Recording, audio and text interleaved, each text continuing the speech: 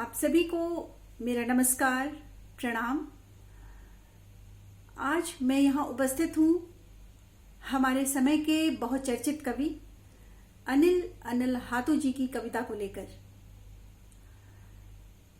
इनकी कविताओं के बारे में ख्यात कवि कथाकार उदय प्रकाश जी कहते हैं कि अनिल हाथू समकालीन युवा कविता की प्रखरतम और विरलतम सृजन चेष्टा के अद्वितीय कवि हैं। वहीं प्रख्यात लेखक कहानीकार अवधेश प्रीत जी ने कहा है कि उन्हें पढ़ना हर बार अपनी समझ के जाले को साफ करने जैसा ही होता है। तो आइए सुनते हैं अनिल हाथू की कविता, जिसका शीर्षक है अश्वमेध का धुआं।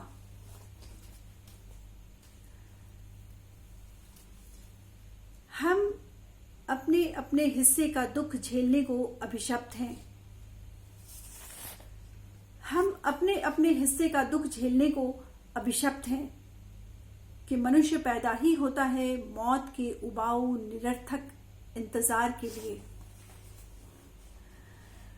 हम अपने अपने हिस्से का दुख झेलने को अभिशप्त हैं कि मनुष्य पैदा ही होता है मौत के उबाऊ निरर्थक इंतजार के लिए।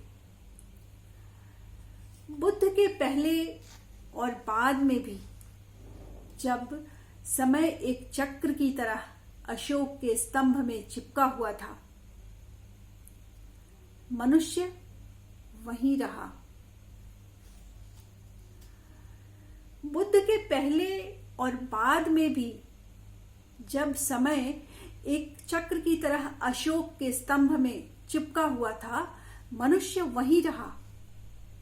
समय के आगे बढ़ने के बावजूद जहां से चला था वहीं।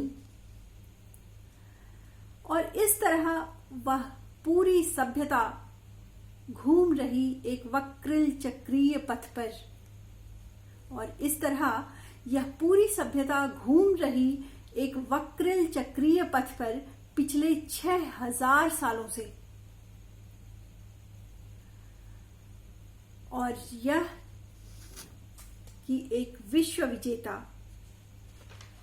सिकंदर मात्र 33वें पतझड़ में ही कब्र में लेटा धरती की धुकधुकी गिन रहा है।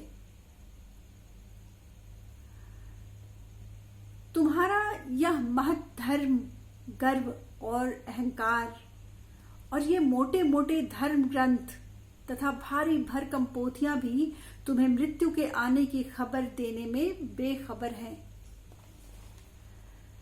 तुम्हारा यह महत धर्म, गर्व और अहंकार और ये मोटे मोटे धर्म ग्रंथ तथा भारी भरकम पोथियां भी तुम्हें मृत्यु के आने की खबर देने में बेखबर हैं। और तैमूर और चंगेज को भी एक दिन मौत के आगोश से जाना पड़ा था। तैमूर और चंगेज को भी एक दिन मौत के आगोश से जाना पड़ा था।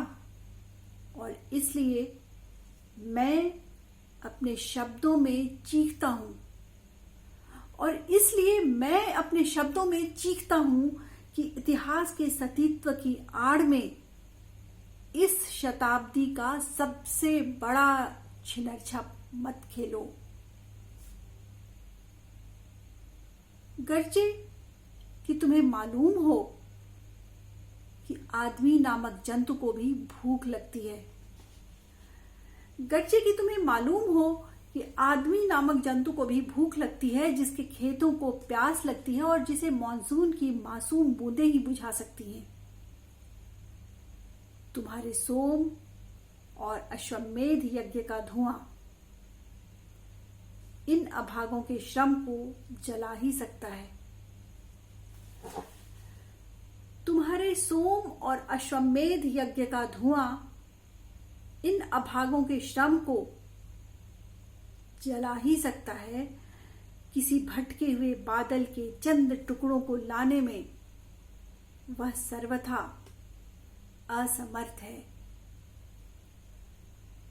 किसी भटके हुए बादल के चंद टुकड़ों को लाने में वह सर्वथा असमर्थ है, सर्वथा असमर्थ है। धन्यवाद।